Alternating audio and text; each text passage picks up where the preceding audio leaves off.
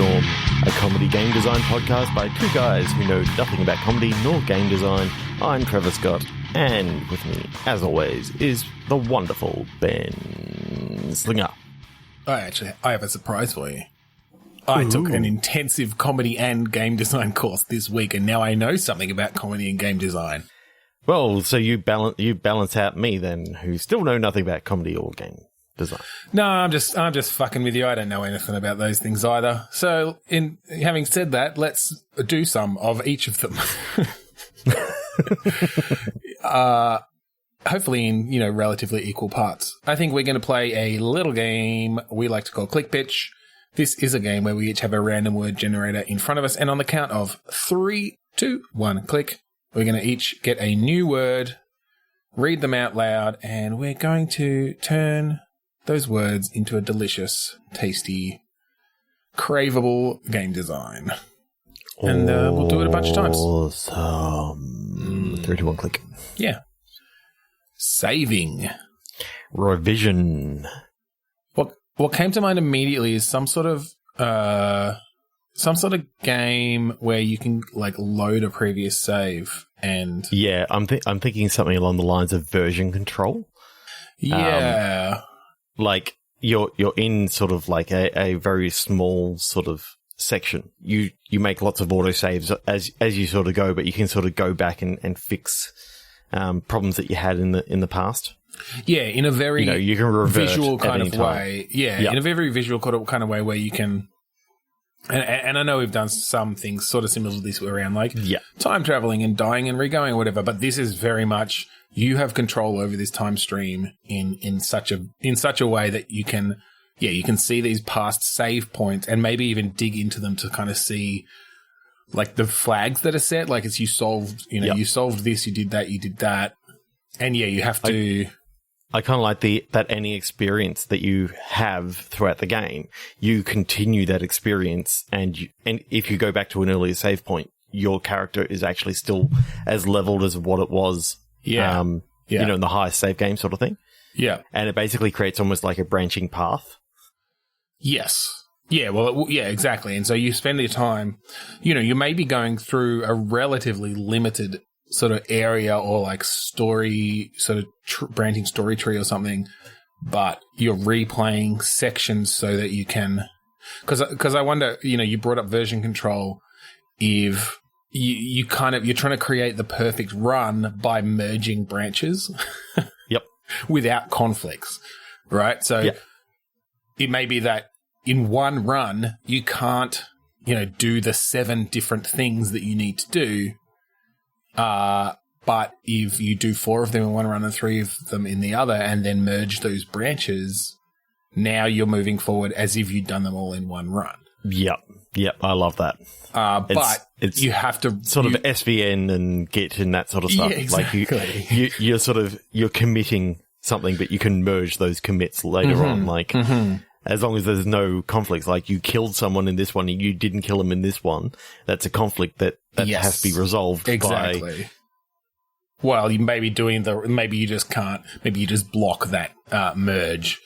In this game, there's no actual conflict resolution other than creating a new branch that can be merged. Yeah.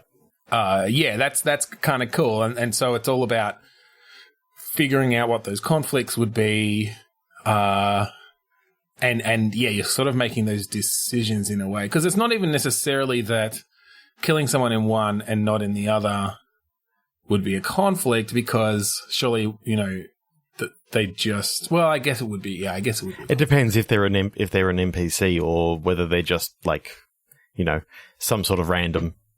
Yeah, I guess to merge something, you have to have only... You can't have altered the same kind of flag or same sort of kind of setting or whatever decision within both branches. Or if you have, then you get to select which flag you actually want to keep going through.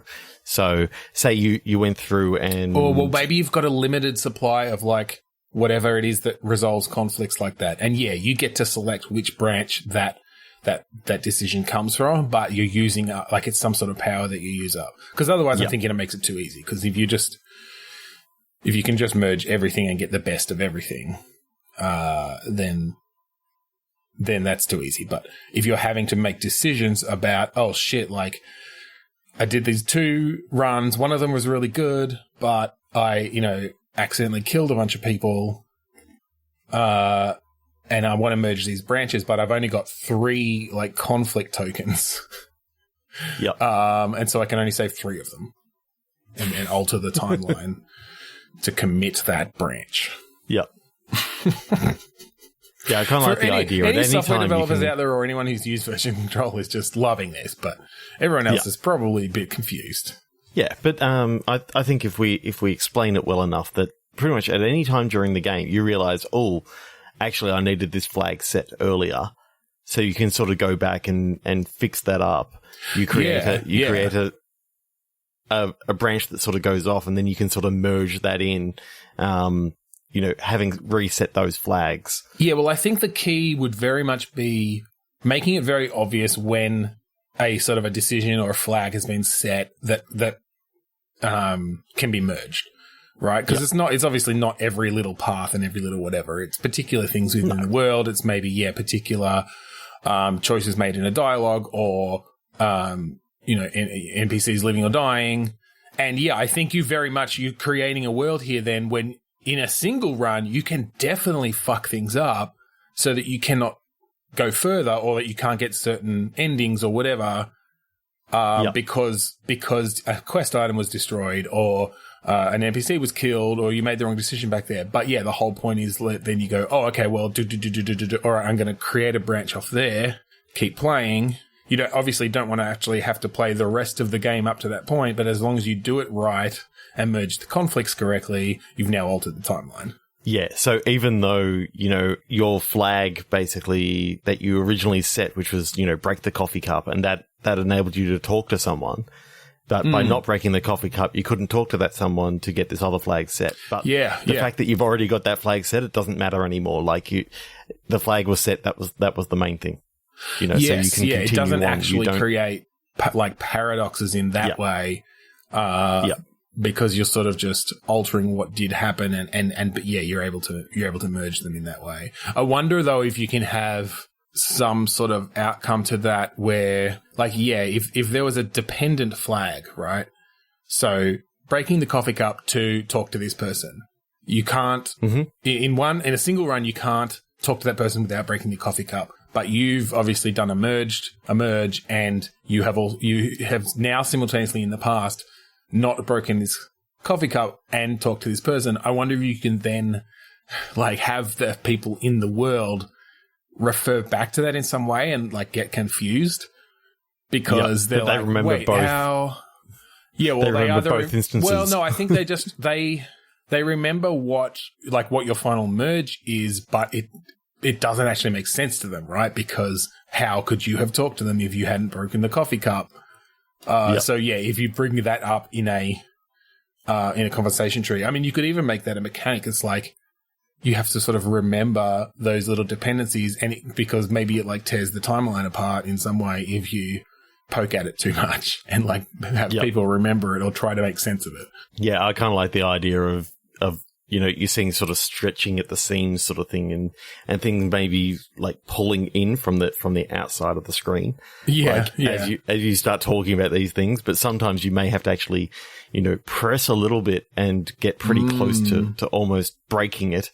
Well, maybe that gives you, maybe there's some sort of feedback loop there where that's the sort of thing you have to do to get these conflict tokens. To be able to, because basically with a conflict token, you're forcing a change in the timeline in some way. And so it's kind of, it's this power, it's this resource that you maybe have to get by, bit of risk versus reward. Yeah.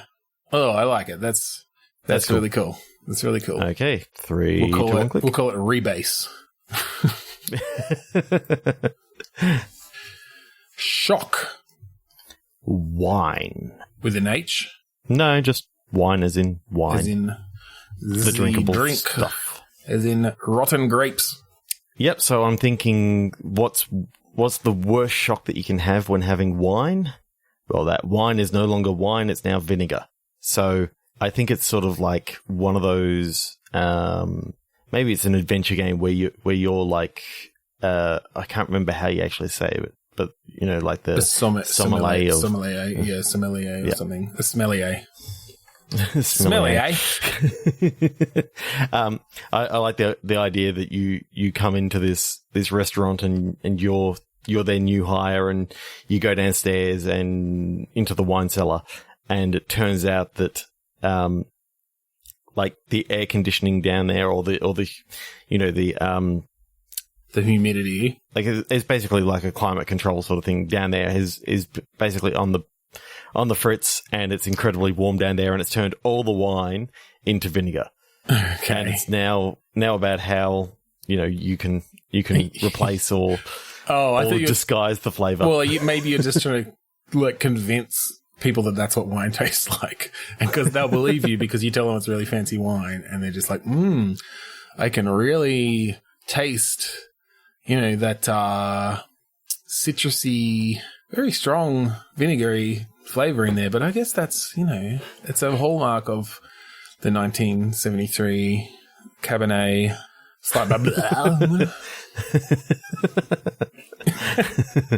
I'm just imagining, you know, it's like the worst nightmare, and you got like this big wine tasting coming up, and it's all these rich bastards. So it's all about. So is it kind of a is it maybe like a bit of a visual novel, or I mean, I guess it could be an adventure game. You could have that as your setting for like a point and click. Yep. And it's sort of a series of like you meet the characters at the different tables, and there are different puzzles that you have to solve for each one, but most of them revolve somewhat around like making them happy with their wine. Mm-hmm. And so one of them might literally be replacing the wine with something else. One of them might be convincing them that this is what the wine is supposed to taste like. One of them might be that you have to like ring around or like do some sort of puzzle to replace a particular, you know, very rare bottle or something. Yeah. So one you sort of go down to Liquorland and buy like a box of 12, you know, cheap reds, and you sort of mix them a little bit with the vinegar just to get a little bit of the taste into it. Yeah, you just got a goon bag that you're like squishing into it.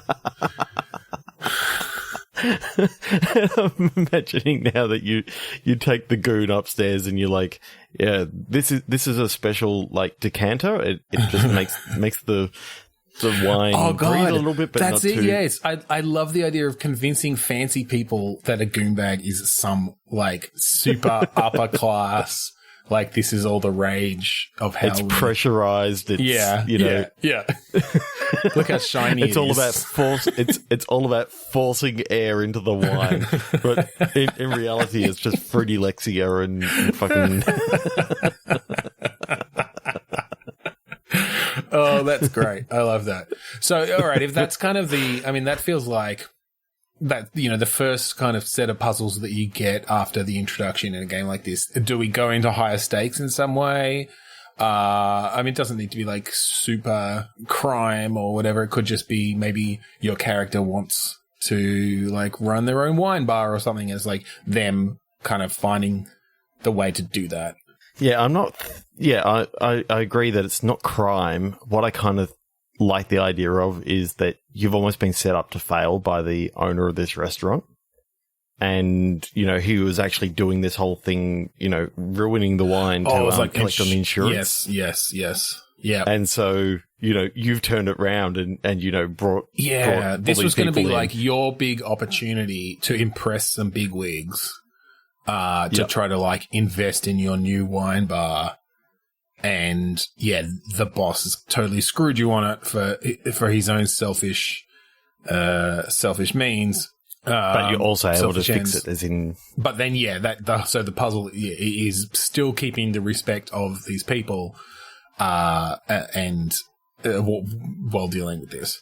And then, I think then maybe the rest of the story is around building up this wine bar. Then, like, you come across other issues, and it all stems back to the owner is literally causing these issues, and they're like basically the villain. They're also telling you off for all these things, but in reality, they're causing these things to actually happen, sort of thing. Right. Okay. So it's uncovering that as well. So you don't know right away that they turned off the climate control in the wine cellar. And that one wasn't to screw with you. It just was because, they're trying to do a shifty on the insurance. But when they see that you get you get investment in this wine bar and you buy the building and then the next things are, like this, the guy's sabotaging the building because he doesn't want the competition. Well, because what I'm thinking is it's sort of like if you remember the the show The Producers, I know the general. By raising too much capital and all that sort of stuff, and by doing a flop, they actually don't have to give back all the money. But if it becomes a success, then they've I kind of like the idea that he's invested so much money into this thing, but the money that he's going to get back or he's borrowed so much money, but the money he's going to get back from the insurance is actually going to cover that and then more. Because, it was only cheap, shitty wine that he had there anyway. Yeah, he's defrauding the insurance companies, presumably. Yeah. But then you come in and with your awesome goon bags and turn the whole thing around. Yeah. Oh, I see. Yeah, right. Yeah. So his business doesn't fail. His business doesn't fail, and he still already owes all this money back, and he's not making enough to actually pay it back. It was going to be his ticket out. Yeah, okay. Yeah. And so now he's fucking with you for revenge. And trying to ruin your reputation and that sort of stuff. Yeah. But I just love the idea of that goon. The goon bag. That'd be a good moment. Seeing all these, hoity-toity sort of upper elite, all drinking, fruity Lexia. They fucking would. Like, you could totally do that. But I just kind of like that general idea of, the kind of, not super high stakes, just this person trying to reach their dream. And they come across this asshole who's sabotaging them. But the whole, you make some friends and the whole game is just around reaching that goal of opening this bar. It's not this super epic journey. It's not saving the world. It's just a more personal story. Yeah. And more personal story and, some intrigue and that sort of stuff to keep it all going. Yeah. I like it. Yeah. 3, 2, 1, click. Yeah. Exclusion. Monochrome. This feels very much like Pleasantville. Yeah, or I was just thinking some sort of like gameplay that uses black and white to occlude things or exclude things, but you're thinking? Are you thinking narratively exclusion? Like, I'm thinking narrative exclusion. Okay, kind of like the Pleasantville way of the whole black and white versus the color allegory for racism and that sort of stuff. Given that, if you remember that game for what was that game? It was one of our early episodes that we talked with the developers of it. The ninja one. And that was just black and white. Kiera, yep. Yeah. And that obviously didn't end up getting made. Because I don't think a lot of people sort of came in with that, and really that was, the whole idea of, it was very much white, that you can only, white ninja and you're on that side, you blend into the background. Yeah. It was a really cool idea. Yeah, for sure. Shame that it didn't get made. It's the game industry for you. It was good fun playing it at PAX anyway. Those couple of times that we did. Yep.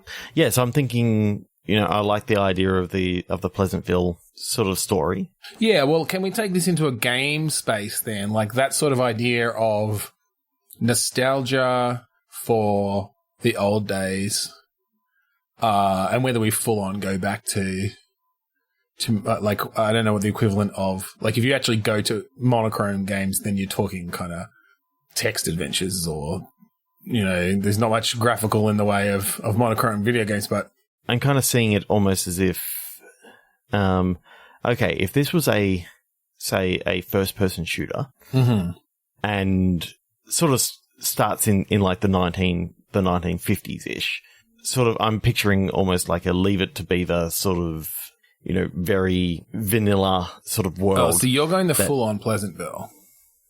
My mind is going more to... I'm also talking, an actual like action adventure sort of thing. Well, okay, hear me out before you go too deep on that, because what I'm kind of thinking is we take that idea of Pleasantville, where it's nostalgia, and I want to be back in the good old days. But in video games, the good old days are like Doom or something. Like you go back to the early 90s, right? And so the game starts and it's full high-res 3D, like current gen stuff. And then you somehow, whatever happens, like you pick up the Magic Controller and get sucked into the game, and it's like, oh wow, this is amazing. It's like the sprites and the speed that you can move at, and I'm so there are only 3 buttons that I have to deal with.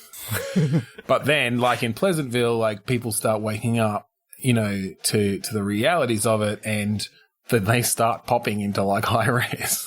I don't know whether you've actually tried playing the original Doom recently, but I tried playing it a little while ago, and it's really disconcerting because you can't look up and down. I know. I mean, I think you'd do like they did with the old school Wolfenstein in the current gen Wolfenstein games, when you can play those Wolfenstein levels, where you'd basically give it the same controls, but or Doom, how Doom did the exact same thing, that you could find a switch somewhere in the level. Course. Yes, they did. Yes. Yeah, but you're saying that you want to make that a little bit more of the actual game, that you get sucked into like a video game system. Well, I think that's the story, right? Like it's that same thing. You're basically doing a rip-off of Pleasantville, except for instead of TV, like which in itself is a rip-off of Tron.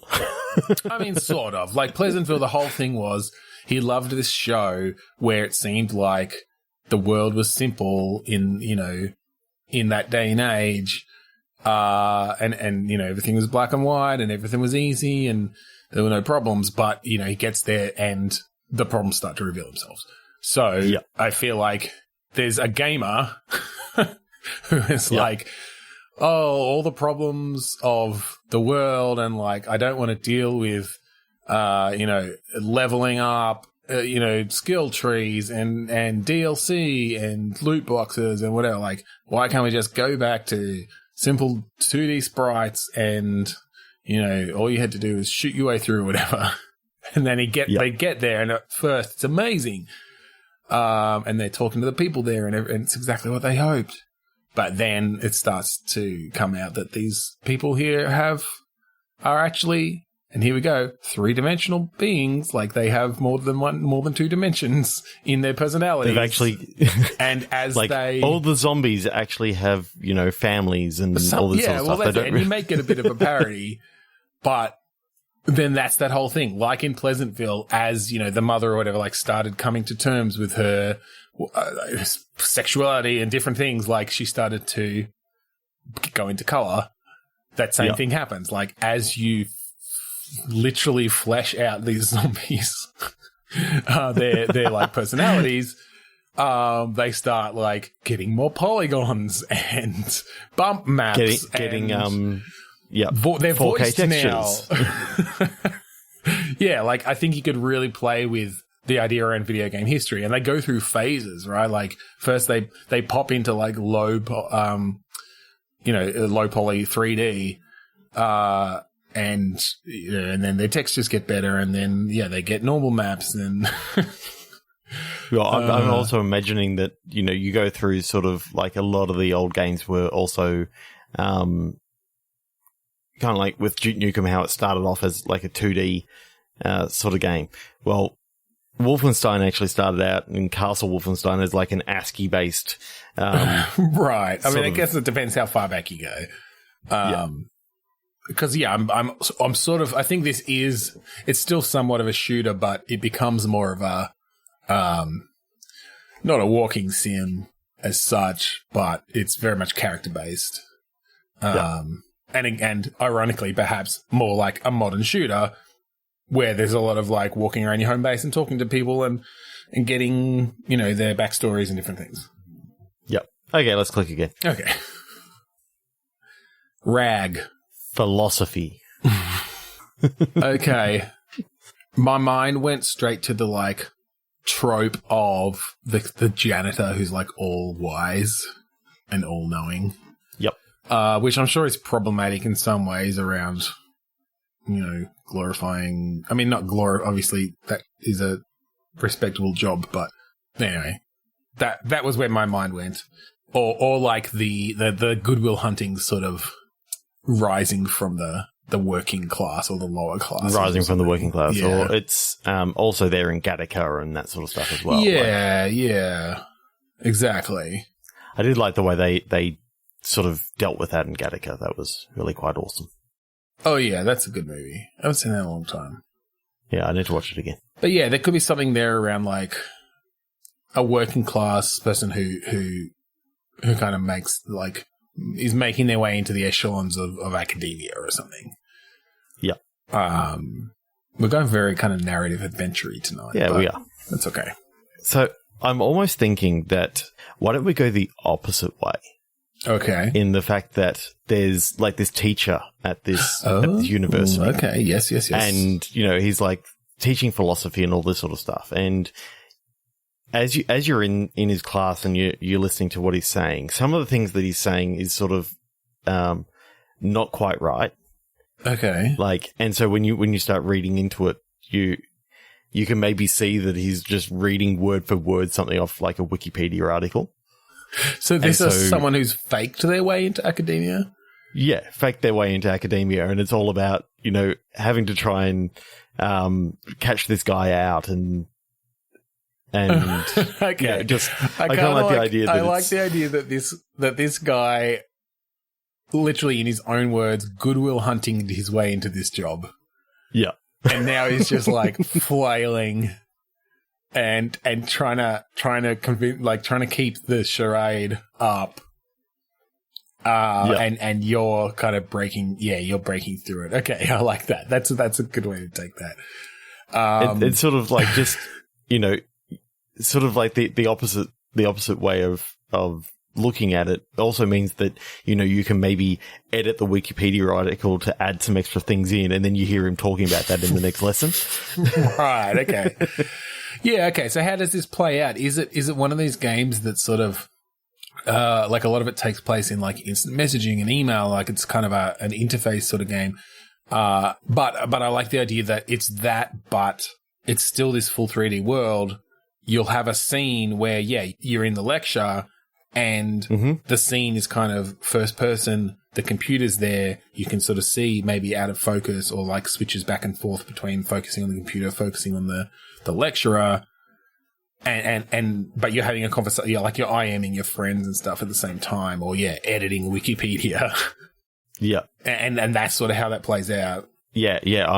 I'm liking that idea. I kind of liking also the idea that like it's a university course and you, one of the things that you do first up is like you've just come out of the exam and you've done horrible. Okay. Like pretty much everything that this guy has told you, you answered the questions that way. Right. And like you didn't pass the exam. So that's how you like start to suspect, perhaps. Yeah. And so it sort of starts out from there, and you're doing, some basic investigation, trying to find out about this guy and doing some, sleuthing of your own, sort of being able to sort of search for clues on the internet and that sort of stuff.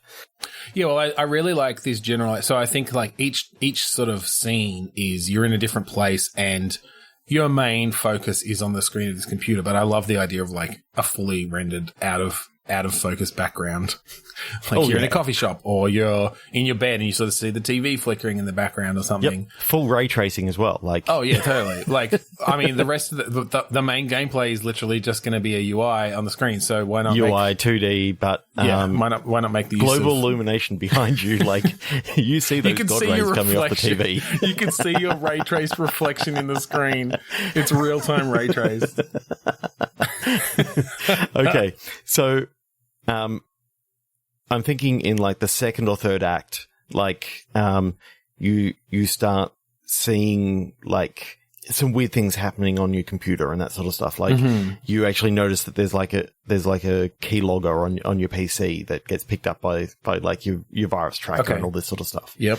Because I think what you've actually stumbled into is the Philosopher is actually under witness protection. Oh my God. I was going to go down that same path, or at least something along those lines. I was going to say that you confront the guy but then, you know, he's got somewhat of a sympathetic story where he did this as a last ditch effort to like disguise himself. So whether it's full on witness protection or it's that he's on the run in some way, and was like working as a janitor and convinced some old fuddy-duddy professor that he was, an untapped genius.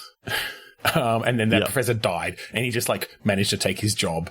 And now he's just. I was just sort of thinking, like, you can, like, depending on the choices that you make, if you're really bad at like keeping your tracks like covered and all that sort of stuff, you've got a couple of different endings. Yeah, a couple of different endings. One that the mobsters who are trying to find this guy actually, you know, catch on to what you've been doing, and you've left enough breadcrumbs, they find and kill this guy. Yeah. Or I don't think they're mobsters. I think he's a whistleblower, and they're the government. And because but I'm like, fuck those guys. As I'm usual. I'm also liking the idea that it's sort of like the Men in Black who are coming to like put him into another witness protection if you've allowed it to sort of get out. But that's just the other faction of the government, and you don't know, like, that could be a fate worse than death. You don't know. It's so mysterious. Yeah, I think so the good having ending is that those, you get him off the grid. Yeah. Having those couple of different endings could actually be really quite cool. Oh, it'd be a sort of a poignant scene if you yourself have to get off the grid. And so, like, the final scene is you turning off the computer that you've been playing on the whole time. Yeah. And then you see your reflection in the Black Mirror. Yeah, and then it's like this was an episode of Black Mirror the whole time. Yeah, and beautiful ray trace reflections that all of a sudden you realize it's been ray traced the entire time. Then when you go back through it, kind of like the video Too Many Cooks, how if you look in the background you can see stuff that sort of hints at it. Yep. You see stuff that actually hinted at the fact that you were the professor the whole time. You were the professor. Oh, right. So you turn off so in that final scene, you're saying you turn off the screen and you just see the professor's reflection looking back at you somehow, even though, like, in the first scene, the professor was at the front of the lecture hall. Yeah, okay. I think that's maybe going a step too far, but that'd be pretty funny. I don't know. No, I do like the idea, though, of stuff in the background hinting to it. Like, particularly if you've got these, like, out-of-focus scenes, you realize, oh, wait, in that coffee shop scene, like, there's a moment where a fucking guy in a black suit and dark glasses sits down at the table opposite and just stays there the entire time and is, like, looking at you over his newspaper.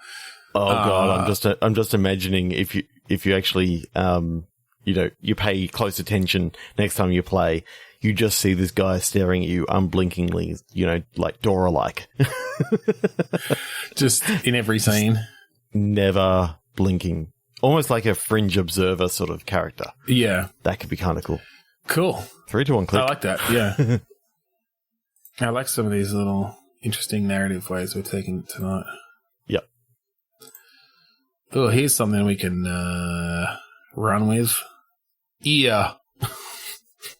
Rapid ear movement. It's how bats dream. I was going to say something around dream, but it's like auditory hallucination sort of thing. Yeah. Ooh. Sorry, I'm just picturing. Okay, sorry. Just before we move on, you know how in rapid eye movement, when you're sleeping, you can like see people's eyeballs moving under their eyelids. I'm just picturing that, but with like twitching ears. So they're sleeping, and their ears are just twitching. And they're like, "Oh, they're dreaming. They must be dreaming." I was actually thinking of a blind character who's doesn't have any eyes, but they have auditory hallucinations when they dream. Right. I mean, they probably do. Yeah. Okay. You know, I kind of like the idea that, you know, the doctors sort of call this rapid ear movement instead of rapid eye movement because, you know, obviously their eyes don't need to move because they're not looking at anything. I wonder if or anything like that. Blind people still have I'm not rapid sure eye how movement. it all works. Yeah. Maybe this is a game where you're going down some rapids, but you have to use your ears to like look out for which way to go. Is this a Ben custom peripheral? Ben's custom peripherals. Yeah, they're called headphones. It's this new thing I came up with. I didn't mean physically use your ears as the controller. I would find that very difficult. I do not have muscular control over my earballs. How do you not? You need to train that shit up, man. Ears hang low. Can you play the Xbox One? Nintendo, damn it.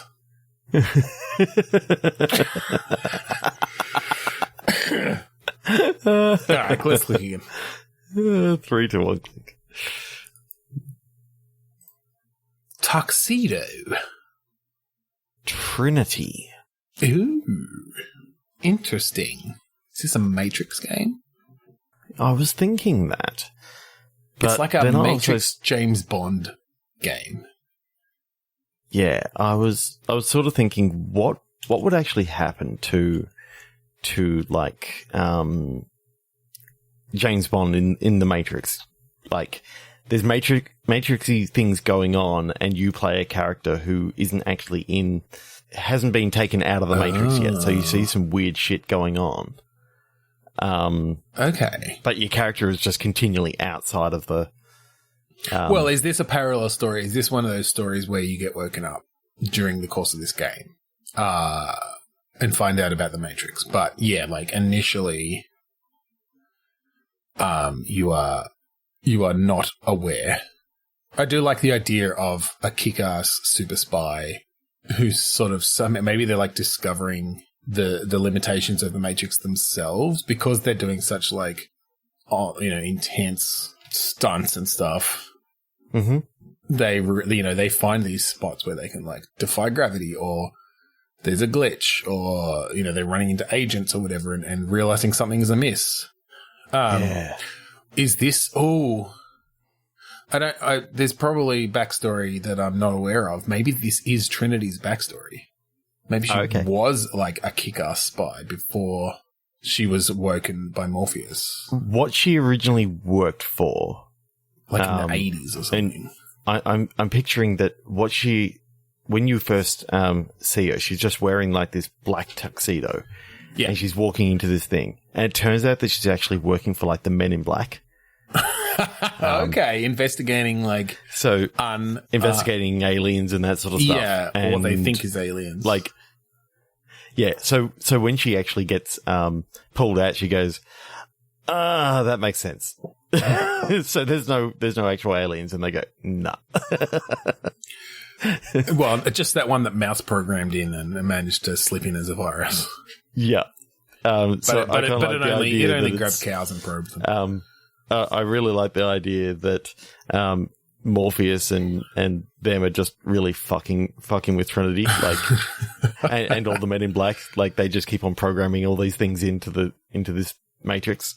Just to fuck with them and just to see who would actually be it's like a test. Yeah, exactly. Yeah. Okay, I love this Matrix Men in Black crossover. Like it's full on both universes. Yeah. And Trinity was a Man in Black, or of course, Woman in Black. Woman in Black. I think they still.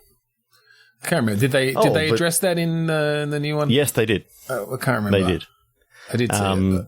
I only watched it on the weekend, and you know what? It did not deserve all the bad press that it got. I thought it was fine. Whatever. It's the same old shit. Like people have rose-colored glasses for the originals. They're just fun fucking alien blasting movies. Like it was good. And I enjoyed it. I thought Chris Hemsworth is a national treasure. He's awesome. Yes. He's funny as all hell. And he says in one thing, he just looks over at Tess Thompson and goes, "Oh, woman in black." Right, sort of thing, pandering to the whole thing. Emma Thompson is going through the whole thing, sort of going, "Oh God, she's moving." Yeah, I know, it's a problem. Yeah, so yes, she is a woman in black. I do like the idea that it's like in the like mid to late 80s. Because then by the time period of the Matrix, that's like 99. So if we take it by when the movie came out, so that's about 10 years later. Yeah. So yeah, like mid to late 80s. She was a young agent. Like she was only 19 or so when they took her on. Yeah, I mean, like is often the case. There's sort of she showed potential. Yeah. Yeah, so I do like the idea that it's sort of like it starts off as like a Men in Black sort of thing, and you see. I love this idea that you sell it as a Men in Black game and then spring the fact that it's a Matrix crossover on people. Because I would love a kick-ass Men in Black game where you play this woman who's like rising through the ranks or like training in Men in Black. That's fucking amazing.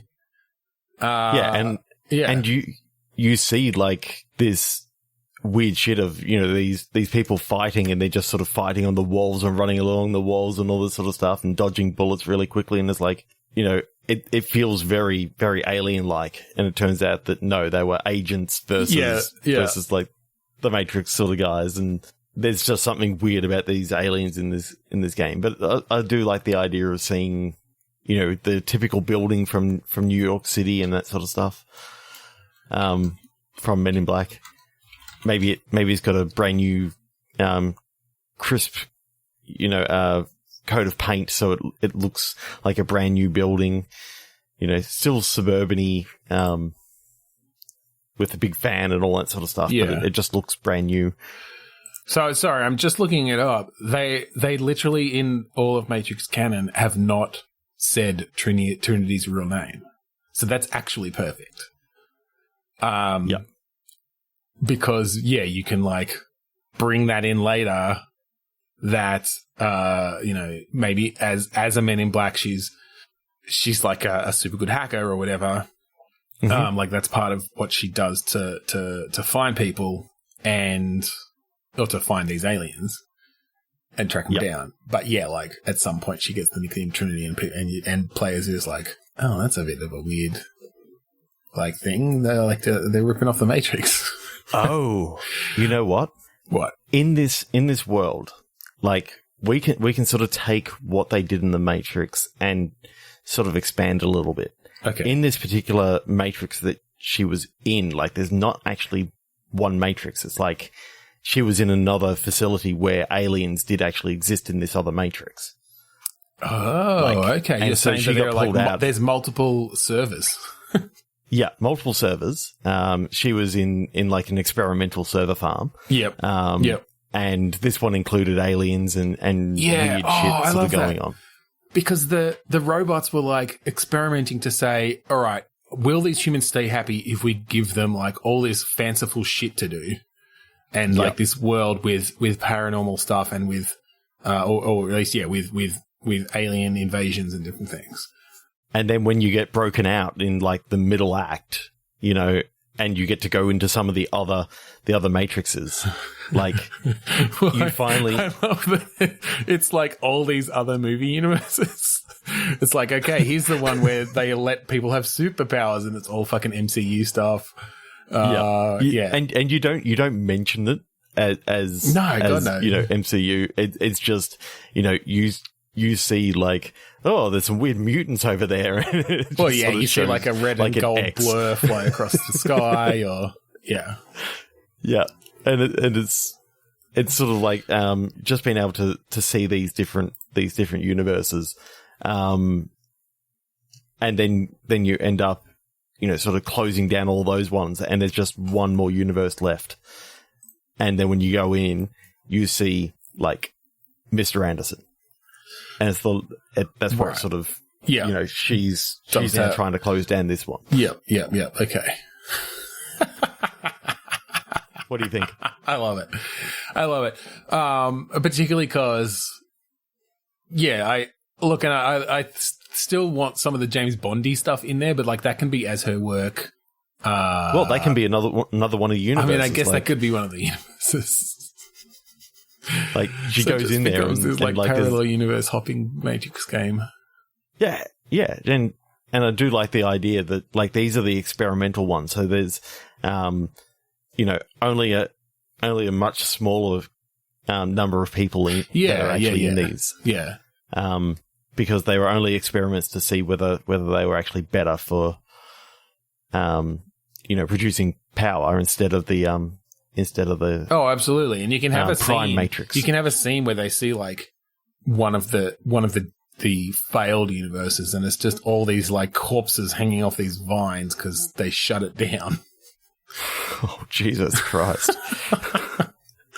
You travel through this one, and it's literally like overgrown, almost like The Last of Us. Right. Yeah. Everything's covered in. Like in the universe, it is in the universe. They forgot to shut it down. It's got like it's just got background. All the processes cities are running. overgrown, and there's nothing in there, and they're all like zombies in there, sort of thing. Oh, almost and that's a Walking Dead sort of thing. And there's a zombie. Right, that's how you make a zombie world. It's like the robots, like something went wrong when they shut down this failed experiment. And so the consciousness of all the people who are in it is still attached, but like they can't control their bodies properly. Like it's not. Yeah. There's glitches in the way that their minds are attached into it. Oh, that's cool. That's fucking awesome. How many fucking games could you actually make out of this before you actually get to the prime? One game. Like this is a franchise. You want one game in each of the universes, and it's basically like the next episode is like, okay, now you're in the Ghostbusters universe, and I know, like this is basically like Quantum Leap, but with the Matrix. Like you'd make this an episodic game series where you like license a cinematic or game universe every single time, and you're just Trinity jumping in and out of this world and back into the like out of the Matrix world where you've got your team and stuff. Yeah, I'm just picturing like problems. You turn up and it's like the Game of Thrones one, and you're going up against the White Walkers, which are just like agents. They're agents, yeah, and shit. Every antagonist in every fucking in every world is they're just agents. They're just trying to keep the humans happy, give them something to do. Oh, I just can't wait to go into the Firefly universe. That'd just be amazing. Just a full-on Star Travel one, yeah. That's cool. I like it. But how much fun? Why? I feel you have so much fun with that. Like with the amount of like cross licensing stuff they do these days, I feel like someone could pull that off. I'm not sure who the right company for that is currently. Who's doing like?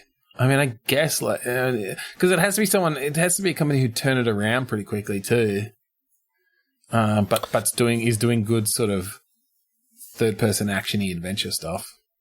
Yeah, I mean, would you give it to who was it, Insomniac, or would you give it to? Yeah, maybe. Yeah. Who was like Remedy or something like that? Yeah. Either of them, I think. I think would be good. They'd knock it out of the park for sure. Who did? I'm trying to think who actually did like the new Jedi Fallen Order game. Oh, yeah, I'm not sure. Shit, I've got the fucking game. I should actually know. It's Respawn. Respawn. That was the other one. That's who I was even thinking of. That's who I was thinking of when you said Remedy. I was thinking of Respawn. No, Remedy did Control, and they're the, yes. And Quantum Break. So again, good quality. Yeah, games. for sure. No, that'd be good too. But yes, Respawn would also be awesome. And that's literally who I was thinking of. I got them mixed up. Yeah. Yeah, so that would be awesome. Cool. All right. Again, ray traced though. Just because you got a fucking 30, 50, 60, whatever graphics card, and I have a 2080 Super. Yeah. Yeah, I just know what else PC, is ray traced? So the world. What? Take your head out of your computer, Trevor. Come on, I showed you Quake 2 RTX last week, and all right, it actually looked pretty damn good. Okay, 3, 2, 1, click. Yep. Snipe. Spirit. I kind of like the idea that this is a sniper who has been haunted by the people that he killed. Okay. And so it's sort of a I'm thinking it's a first person sort of horror, or psychological horror. Yeah. Of, reliving. I'm picturing a bit of Spec Ops: The Line. Like, it's both a traditional first person sniping game, but also is criticizing those types of games for their kind gratuitous of violence. Yeah, exactly. And lack of empathy. Yeah. So giving you something to think about. But Okay, also putting you up against your order. You have the order to kill this person or whatever. Like, there's a reason you're doing it. I know we've done these sort of things before about having flashbacks and that sort of stuff, and a lot of these things happening in flashbacks. Yeah. But I like it that, it's this kindly old grandpa who's, all nice and happy, and you find out that he was actually this sniper in World War II or something like that. And, he's talking about all these experiences that he had, but as you go through each of these experiences, you realize that he's still being haunted by these memories, sort of thing. I kind of like the idea it's this kindly old grandpa. He's on his deathbed. He's surrounded by all these people that you assume are his loved ones. But as these flashbacks start happening, you realize that these people are the people he killed. Yeah. And one by one, he was actually a hired assassin sort of thing. So one by one, they're kind of disappearing as he sort of goes through their stories in some way. Oh, and then the person who you think is his wife the whole time, it was like a Mr. and Mrs. Smith sort of gun battle that she just killed him. She just offs him. Well, finally, he ends up killing her, and then his wife sort of just fades away as well. Or turns out that they were. She's the one person there who isn't a ghost, but of course, as you've been going through this, you're just expecting everyone to disappear, and then it goes through her pillow and just shoves it on her face. Story. It goes through her story. You expect it to disappear. You've realized, she's actually here, and then it shows that you've got a silenced gun under your blanket. It's you have to decide whether to kill her or not, because that's your mission. It turns out it may have taken me 57 years, but I never fail a mission. She just grabs the pillow, puts it over his face, and then he shoots her in the stomach. God. Except it turns out that that was the plan the whole time, and the kids get the life insurance, and they both had terminal cancer. Okay, we just went a little bit stupid with that. Let's go back to the original idea of. Okay, all right. I don't know. I do like the idea of this sort of guy being haunted by these ghosts. Well, and I think you could do the thing with the whole deathbed thing, and the ghosts disappearing. And you could without the stupid ending. I like that kind of. You play with it then of the last person doesn't disappear, they're actually there. But the character that you play, I'm just wondering whether that character is actually one of the victims as well. So, you actually play, one of his early victims or one of his later victims. And your character sort of hang on. So you're saying that the flashbacks you go through, then you assume they're from the perspective of the character in the bed with all these ghosts around them, but actually they're from the perspective of that last person who doesn't disappear, and it turns out they're the assassin and you're their last victim. Could be. It's I'm back to finish the job. They failed. They didn't manage to kill you, and that's why you're in the hospital. Yeah, I'm sort of thinking it's almost like a Princess Bride sort of thing of this guy, this fatherly figure telling this kid all these stories about what actually went down. But the final story that he sort of tells is of this final thing where the character that he was actually assigned to kill was the kid. The kid who, that you've been sort of assuming is his grandson or whatever, but it turns out that he's like the son of like the next Hitler or something like that. So there was sort of like a some sort of an assassination attempt that ended up the kid got killed instead of the father or whatever. Okay. Oh, I see. Okay. Yeah. Okay. But I do also like your idea about, the final character actually being an assassin. And that was you the entire time or whatever. Yeah, that is their flashbacks you've been playing as. And even though your view from... Well, and it doesn't even... Maybe it's not first person, just to sort of obfuscate that a little bit more. You see, this maybe not a boy, but like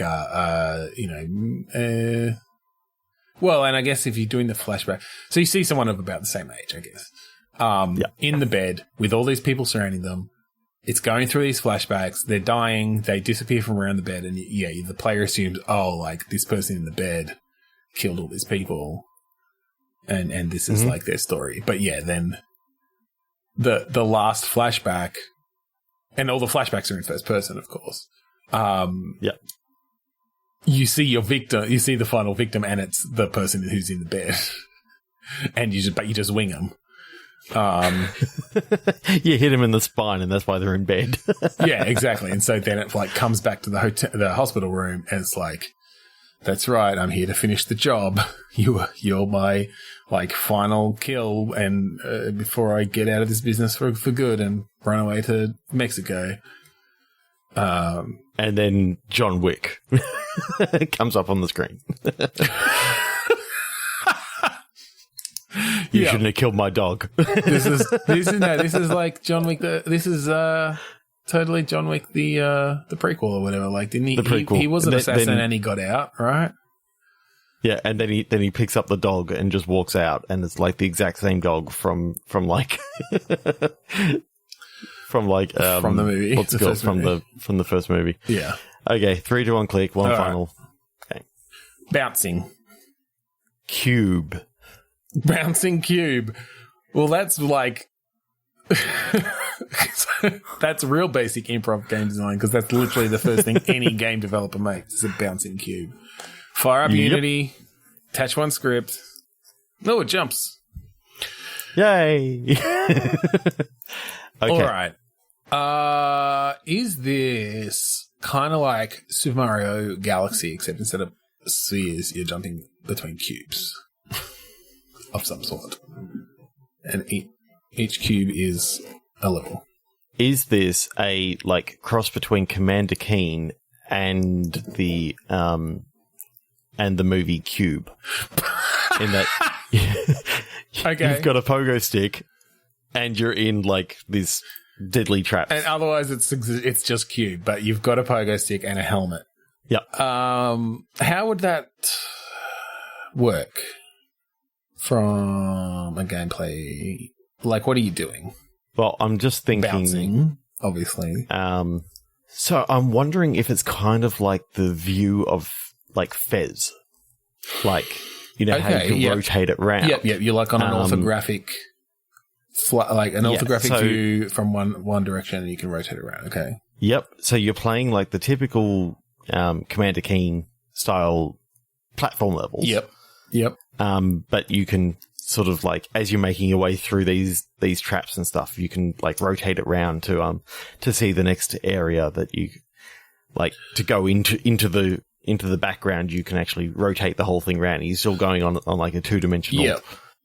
Yep. Okay. I mean, I think we'd have to obviously make the level design a bit more interesting than the movie Cube, which is literally mostly empty cubes. Yes.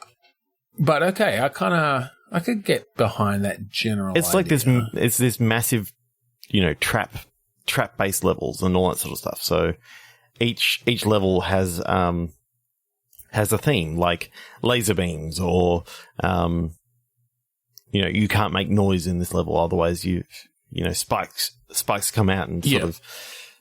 So you have to find a silencer for your pogo stick. Well, I'm thinking in that level you can't use the pogo stick unless you have oil to oil the spring, so it doesn't go squeaky, squeaky, squeaky. Yeah. Gotcha. Oh, what else could there be? Like you can't raise the temperature, so you've got to like move slowly so that you don't sweat too much. There's a room where you have to raise the temperature, otherwise if it gets too cold, then there's a room where you have to go 55 miles per hour or you explode.